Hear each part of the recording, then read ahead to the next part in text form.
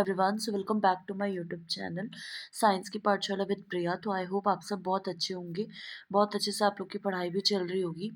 तो जैसा कि आप सबको पता है कि आज हम आपका क्लास 9th का यूनिट 5 कर रहे हैं। ठीक है, तो आज हमें साइटोप्लाज्म से शुरू करना है। अगर आपने इसके 4 पार्ट हमने ऑलरेडी कर लिए हैं इससे आगे वाली वीडियो के, अगर आपने वो नहीं देखे तो आप मेरी प्लेलिस्ट चेक कर सकते हैं क्लास 9th की, वहाँ पे आपको मिल जाएगा। ठीक है, तो देखो, अब जैसे ना, अगर हम टेम्पररी माउंट जो बनाते हैं अनियन पील का देखें या फिर ह्यूमन के जो चीक वो सेल्स होते हैं उनका देखें, तो हमें क्या दिखेगा? हमें दिखेगा कि बहुत ज़्यादा बड़े बड़े रीजन्स हैं of each cell enclosed by cell membrane. और ये जो रीजन्स होते हैं इन्हें बहुत कम स्ट्रेन लेते हैं, इन्हें हम बोलते हैं साइटोप्लाज्म। साइटोप्लाज्म बेसिकली क्या होता है? प्लाज्मा मेम्ब्रेन के अंदर जो फ्लूड वाला कंटेंट होता है ना, मतलब जो पानी पानी सा भरा होता है, लिक्विड वाला जो कंटेंट है, जो फ्लूड वाला, वो आपका साइटोप्लाज्म होता है। और इसमें बहुत सारी स्पेशलाइज्ड सेल ऑर्गेनल्स होते हैं। ईच ऑफ दीज ऑर्गेनल्स, ये बेसिकली सब स्पेसिफिक फंक्शंस को करते हैं परफॉर्म। ठीक है, अब बेसिकली जो सेल ऑर्गेनल्स होते हैं वो भी आपका मेम्ब्रेन से ढके हुए होते हैं, एनक्लोज्ड होते हैं। अब जैसे प्रोकैरियोट्स में हमने बात की थी कि इनमें क्या होता है कि न्यूक्लियर रीजन जो होता है वो प्रॉपरली डिफाइंड नहीं होता। ठीक है, तो जो मेम्ब्रेन बाउंड ऑर्गेनल हैं, सेल ऑर्गेनल, वो भी इनमें एब्सेंट होते हैं। वहीं दूसरी तरफ क्या होता है कि जो यूकेरियोटिक सेल्स होते हैं उनमें आपका न्यूक्लियर मेम्ब्रेन भी होता है और मेम्ब्रेन एनक्लोज्ड ऑर्गेनल्स भी होते हैं।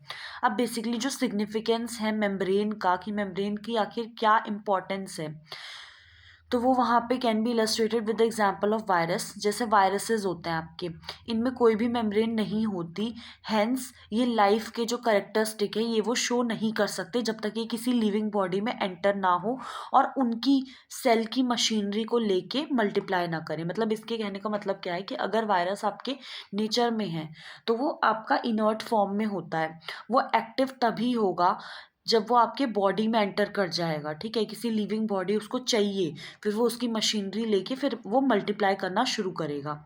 ठीक है, तो आई होप, अब यहाँ पे देखते हैं आज का, ये बहुत इंपॉर्टेंट है। मैं आपको डिफरेंस बताती हूँ कि प्रोकैरियोटिक और यूकैरियोटिक सेल में आखिर डिफरेंस क्या है। तो पहली चीज़, साइज़ का डिफरेंस। प्रोकैरियोटिक सेल जो होता है वो जनरली आपका स्मॉल होता है और यहीं पे आपका यूकैरियोटिक देखेंगे तो जनरली आपका लार्ज होता है, 1 से 10 माइक्रोमीटर, और यहाँ पे आपका 5 से 100 माइक्रोमीटर। अब यहाँ पे न्यूक्लियर रीजन, जैसे कि आपका यूकैरियोटिक में लिखा है कि वेल डिफाइंड होता है, न्यूक्लियर मेम्ब्रेन से सराउंड होता है। ये यहाँ पे जो न्यूक्लियर रीजन होता है ये आपका कैसा होता है? वेल डिफाइंड नहीं होता। ठीक है, एब्सेंट होती है न्यूक्लियर मेम्ब्रेन और उसको न्यूक्लियोइड भी बोलते हैं। फिर यहाँ पे क्रोमोसोम आपका सिंगल होता है, यहाँ पे आपका एक से ज़्यादा क्रोमोसोम्स होते हैं। फिर आपका प्रोकैरियोटिक सेल में क्या है कि मेम्ब्रेन बाउंड सेल ऑर्गेनल्स यहाँ पे एब्सेंट होती हैं और यहाँ पे आपकी प्रेजेंट होती हैं। ठीक है, अब हम सेल ऑर्गेनल्स की बात करते हैं।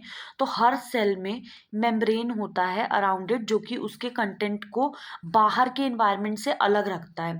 ठीक है, बड़े बड़े और कॉम्प्लेक्स सेल्स जो होते हैं, जिसमें आपका सेल्स आता है फ्रॉम मल्टीसेलर ऑर्गेनिज्म, उनमें बहुत सारी केमिकल एक्टिविटीज़ होती हैं जो कि उसके स्ट्रक्चर को, फंक्शन को सपोर्ट कर पाती हैं।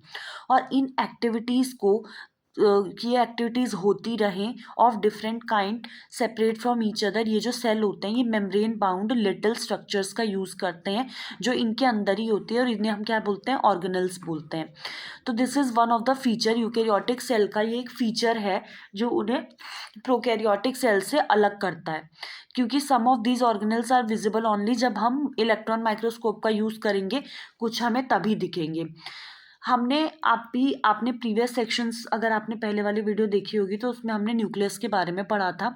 जो कुछ इम्पॉर्टेंट एग्जाम्पल्स हैं सेल ऑर्गेनल्स के जो हम डिस्कस करेंगे, जैसे कि आपका एंडोप्लाज्मिक रेटिक्यूलम है, गोल्जी अपैरेटस है, लाइसोसोम, माइटोकॉन्ड्रिया, प्लास्टिड्स। तो ये सब इम्पॉर्टेंट हैं क्योंकि ये आपके बहुत ज़रूरी फंक्शंस जो हैं सेल में वो आपके परफॉर्म करते हैं। ठीक है, तो सबसे पहले हम ईआर के बारे में बात करते हैं जो कि आपका है एंडोप्लाज्मिक रेटिक्यूलम। तो एंडोप्लाज्मिक रेटिक्यूलम जो होता है वो बहुत बड़ा नेटवर्क होता है मेम्ब्रेन बाउंड ट्यूब्स और शीट का। ये बेसिकली जैसे लंबी लंबी ट्यूब्स होती हैं, ट्यूब्यूल्स होती हैं, ये वैसे दिखता है, और राउंड या फिर ऑब्लॉन्ग बैग्स। अब जो ईआर की मेम्ब्रेन है वो बिल्कुल स्ट्रक्चर में प्लाज्मा मेम्ब्रेन के जैसी ही होती है। अब सबसे इंपॉर्टेंट चीज़ आपको याद क्या रखनी है कि जो एंडोप्लाज्मिक रेटिकुलम है वो दो तरीके के होते हैं। एक होता है रफ एंडोप्लाज्मिक रेटिकुलम और एक होता है स्मूथ एंडोप्लाज्मिक रेटिकुलम। अब जो रफ वाला है ना वो रफ दिखता है क्योंकि अगर आप माइक्रोस्कोप में देखेंगे ना तो वो वाला एरिया जो होता है जो रफ एंडोप्लाज्मिक रेटिकुलम वाला है वो रफ दिखता है क्योंकि उसमें पार्टिकल्स होते हैं राइबोसोम जिनको कहते हैं वो उनके सरफेस पे होते हैं। जैसे ये अगर आर ही आ रहा है तो माइक्रोस्कोप में अगर देखेंगे तो इस सरफेस एरिया आपको रफ दिखेगा क्योंकि इसके सरफेस पे आपको राइबोसोम अटैच होते हैं।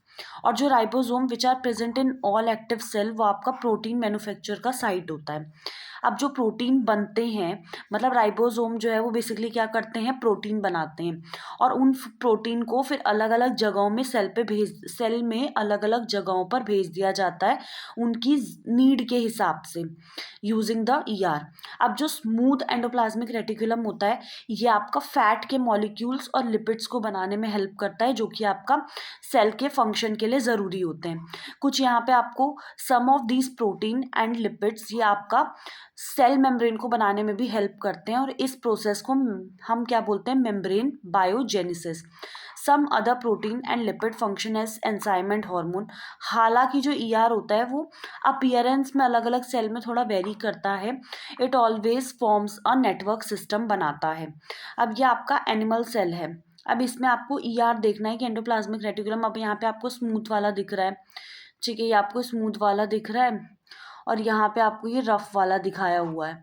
ठीक है अब बेसिकली एक जो फंक्शन है ईआर का वो बेसिकली क्या होता है कि ये ना एक चैनल की तरह काम करता है ट्रांसपोर्ट करने के लिए कि इसके थ्रू होते हुए जाएंगे इसके थ्रू यहाँ से किसी को यहाँ पहुँचना है तो इस चैनल के थ्रू होता हुआ जाएगा।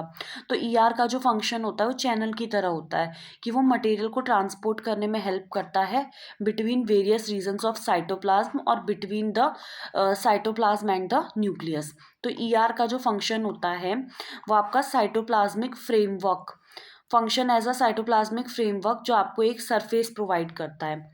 ठीक है और बेसिकली कुछ बायोकेमिकल एक्टिविटीज़ के लिए हमारे जो लीवर के सेल होते हैं ऑफ ग्रुप ऑफ एनिमल्स जो वर्टिब्रेट्स होते हैं उनमें जो स्मूथ एंडोप्लाज्मिक रेटिकुलम है वो डिटॉक्सिफाई भी करता है मतलब जो बहुत सारे पॉइजन्स और ड्रग्स होते हैं उनको डिटॉक्सिफाई करने में भी हेल्प करता है।